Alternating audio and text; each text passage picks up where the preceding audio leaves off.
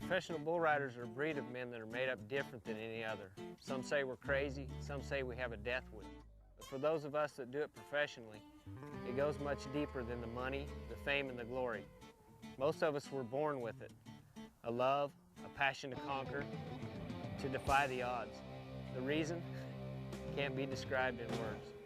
Yeah! A little fake to the right, now back around to the left. And this bull will wrap out some pretty good spins. Around and he's a little bit off balance to the right-hand side, trying to make that corner.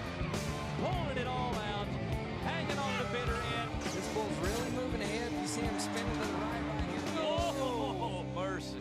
Watch how he really moves out across there, travels sideways. Around to the left, and it's going to take him to the 8. If you talk to one of us, we can show you the scars and tell you of our experiences. But more than anything, we know that to have anything of value takes dedication and sacrifice. The men that you'll be hearing from have a passion and a vision to ride bulls. But more than that, each one understands his purpose, to live for the cause. I was born in Oklahoma. We moved to South Texas when I was about 4. My grandfather ran a ranch in northern Arizona.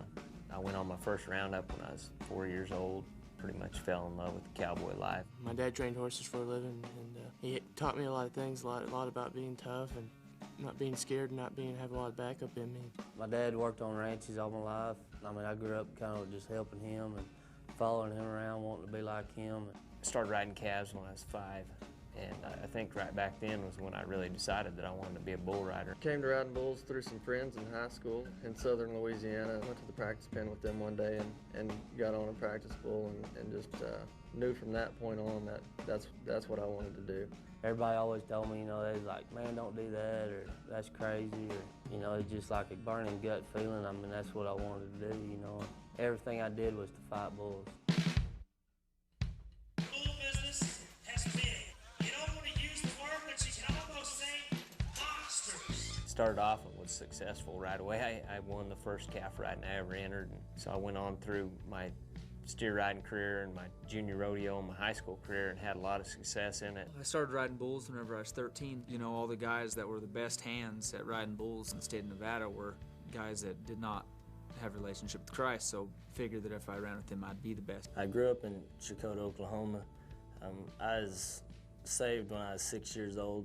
The life and times of Rob Smets, boy, you don't even want to go there. It's worse than Judge Roy Bean. Yeah, I grew up knowing the truth, knowing right from wrong. My family was all Christians. They raised me going to church and Sunday school and all that, so pretty much knew the truth, knew God since I was little. I never heard a lot about God when I was a kid. A lot of my family was very religious, but not what I would consider having a relationship with the Lord. So I never saw anything in religion that enticed me to get to know God more. Growing up and everything, I didn't know much about Jesus or anything. We went to church on Sunday growing up, you know, having fun and just living to have fun was what life was all about, you know.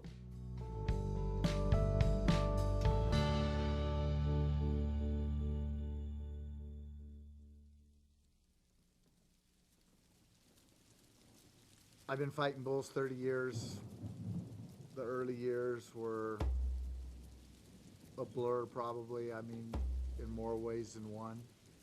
You know, there was, you know, a lot of drinking and drugs and women, and, you know, it didn't stop during the week while I was at home either. My parents, you know, they worked 12-hour shifts, sometimes night shifts and swing shifts, so I didn't have anybody to keep me accountable. When I got a little older, I guess about the time I got a driver's license, I kind of went my own way a little bit. I'd done a lot of things that didn't feel right, but it didn't seem like there was any way of making it right.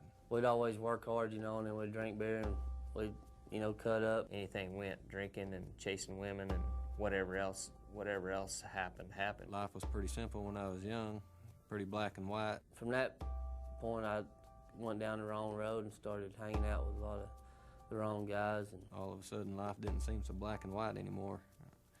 And I fell in the gray areas more often than I wanted to. As soon as I graduated, I hit that wide open road just as fast and furious and as a person could. With alcohol, premarital sex, drugs. I didn't really have any direction. I didn't have anybody to mentor me that had any morals anyway. And there's a couple guys that were a few years older than me that I spent a lot of time with, and they were into some wild stuff. So that's how I stayed all through high school. I think my senior year I was probably drunk every night of the week, and so basically that's how it was in high school. I traveled pretty much alone to all the high school rodeos, so seems like all the bull riders did. We'd all get rooms together and just have a big party. Everything was a big party and a big joke. 2 years later, I really didn't have nothing other than a rap sheet, going, in jail and in and out of jail and stuff. And got on the road, like I said, at pre-21, so anytime you could sneak in a bar, I snuck in a bar all I could. And, the alcohol, I smoked a lot of marijuana then. I've like I said, I've tried a lot of things I should have never ever gone to. Yes, we just got word that the cowboy is alive. Rodeoing, I injured my knee, and so 1987, right after the national finals, I had surgery on my knee. Broke my neck in 1992. Was a wake-up call, but it got me to quit smoking pot. I know what it is to take a hit, knock the wind out of my soul. I can't see no light at the end of the tunnel when my faith is running low. Everybody told me when I broke my neck and they fused me that I'd never fight bulls again. Well, I truly believe that if God meant for me not to have fought bulls after the broken neck, he'd have made it where I couldn't, and was able to come back in '93. While I was sitting home, I picked up the Bible and started reading the Bible because I couldn't do much activities, and so God really started speaking into my heart again and started showing himself who he was to me. A lot of things in my life were just I, and '96 I was in the lead for the world again. We went going into the last go-round in Memphis, Tennessee. I was number one for the world again, and slipped, and a bull hit me in the butt. And I hit that barrel with the top of my head. I broke C1 in 3 places, which are the same vertebrae that Christopher Reeves broke. Why I'm not sucking out of a straw and sitting in a wheelchair trying to control it like that. That's truly a God thing. I can't ever, on either one of those 2 times of my broken neck, say that it was Rob and that I'm a good athlete. At least there's one time I won't say I. I've seen trouble, and if you hold on, it ain't gonna last. Got healthy and started rodeoing again. Well, a good friend of mine named Jeff Crockett, he's kind of the same way as me. I had accepted Jesus into his life, but really no evidence in his life of it. And we got to spending time together, and we started sharing with one another. And August 28th of 1988, Jeff was killed in a bull riding accident. That right there was the point when I realized that, hey, this thing is real. Life's over someday, and I surrendered my life fully to Jesus that day. '94, I went back to win the world, and it was like, okay, I proved all of y'all wrong. I once again though.